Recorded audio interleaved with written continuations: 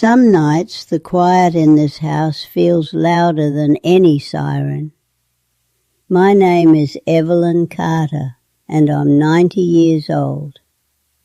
The regret that comes to sit with me is a phone call I didn't return. I live alone now. I move slower and the rooms feel bigger. After dark, every sound echoes. The hallway clock and the refrigerator, the wind brushing the window frame. And sometimes I hear an old telephone ring that isn't ringing. I was raised in Ohio, in a town where folks knew your family and your business. I was born in 1935. We didn't say much about feelings. If you loved somebody, you showed it by showing up. At 18, I went to Cleveland and worked in a sewing factory. I met my husband, Harold, at a church social. He'd come home from Korea, quiet but kind. We married in 1956, rented a little place with creaky floors, and started building a life the best way we knew. We had 2 children, Mary first, then Tommy 4 years later. Harold worked at the mill. I kept the house and picked up part-time work when money got tight. It was a loud life, pots clanking, kids running, radio playing. I liked the noise. Noise can cover up a lot. Tommy was a tender kid. He'd bring me dandelions like they were roses. But by 16, he got restless. He wanted freedom, and he wanted it fast. Vietnam was on the television, and the country felt strained. Harold and I watched the news, and we watched Tommy too, like we could read the future in his face. Tommy didn't go. He said he wasn't going to fight in a war he didn't believe in. Harold took that as disrespect. I took it as danger. And instead of talking like a family, we fought like strangers. I called him selfish. I said he was bringing shame on us. Harold said he'd never raised a son like that. We were scared, and we dressed that fear up as anger.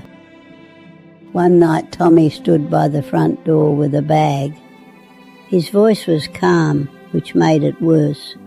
He said, "You don't even know me." And I said, "I know enough." That was my line. That was the last line I gave him. He left, and then we had years of nothing. Not clean silence, that messy kind where you still think about them, but you pretend you don't. Once a postcard came from California, a beach photo. 2 words on the back, "I'm alive." No return address. I kept it in my kitchen drawer, trying to keep him close. Harold died in 1978, quick as a door slamming. After the funeral, I went into Tommy's old room and sat on the edge of his bed. I stared at that faded baseball blanket and felt this ache in my throat, like I'd swallowed a stone. I wanted to call my son so bad it hurt, but I still didn't know where. Mary married and moved to Indiana.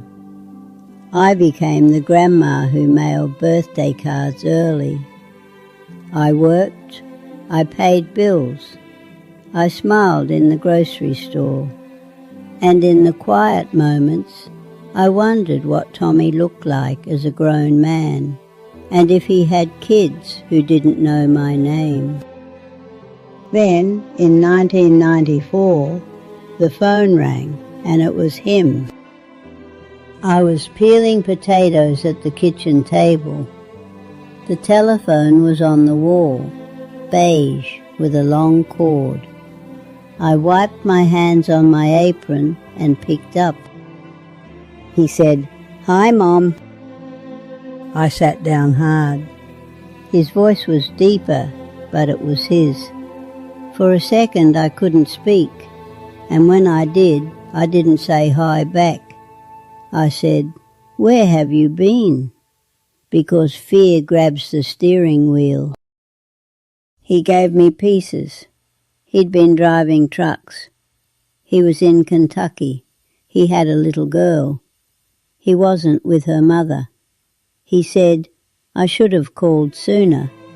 Then he said, careful and quiet, "I don't have long. I just wanted to hear you, and I wanted to ask if you'd be willing to talk sometime.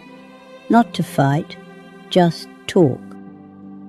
I can still hear the traffic behind him, like he was outside on a payphone. I can still hear how careful his words were, like he was holding something fragile. And I can still hear myself doing what I always did when I felt hurt. I tightened up. I said, "You can't disappear for all those years and call like nothing happened." He didn't shout. He just got small in his voice. He said, "No, you're right." Then he said, "I'm sorry." I asked for his number. He repeated it twice. I wrote it on the back of a grocery envelope. I told him I'd call him back that evening when things calmed down. He said, "Okay, Mum, I'll be waiting." I hung up and stared at that number. My heart was pounding like I'd run upstairs. And then I waited. I told myself I needed to think. I told myself I didn't want to cry on the phone. I told myself I'd call after supper. I kept moving, cleaning and folding and doing anything except ironing. By 10 o'clock the envelope was still on the table. I picked up the phone once and set it down again. Pride is a quiet thing. It just whispers, "Later." At 10:30 the phone rang. It wasn't Tommy. It was a state trooper asking if I was Evelyn Carter. The rest came out in plain words. My son, Thomas Carter, had been in an accident on the interstate. He was gone. They found my number in his wallet, folded small on a piece of paper. I remember the floor under my knees. I remember the taste of toothpaste because I'd brushed my teeth. I remember the hallway clock tapping like nothing in the world had changed. For years that night replayed in my head. If I had called at 6, would he have stayed home? If I had said, "Hi, baby," would he have heard it and held it close? If I had told him I loved him, would it have softened anything for him on the road? I don't know. You don't get answers. You get the questions. I kept that grocery envelope. I slept with it on my nightstand for a while. I wanted to dial the number anyway, just to hear it ring. I wanted proof he had been real and not some dream I'd ruined. A year later, my granddaughter Lila stayed the night. She was 12, all elbows and curiosity. She found the envelope in my drawer and brought it to me. She said, "Grandma, who's Tommy?" I tried to speak and my voice broke. So I told her the truth in a way a child could carry. I told her he was my son. I told her we'd been apart a long time. I told her he called, and I didn't call back fast enough. She asked, "Did you love him?" I said yes. I said it like it was the only clean thing left. She took my hand and said, "Then he knew." Not as advice, just a simple thought, like she was stating the colour of the sky. After she fell asleep, I sat at the kitchen table with a pen and paper and wrote Tommy a letter. I told him where I was wrong. I told him I was scared and stubborn. I told him I was proud of him for finding his own way. I told him I should have said hi and come home and I love you before I ran out of chances. I folded that letter and put it in a box with a California postcard and a picture of him as a boy, smiling with dirt on his chin. The box is still here.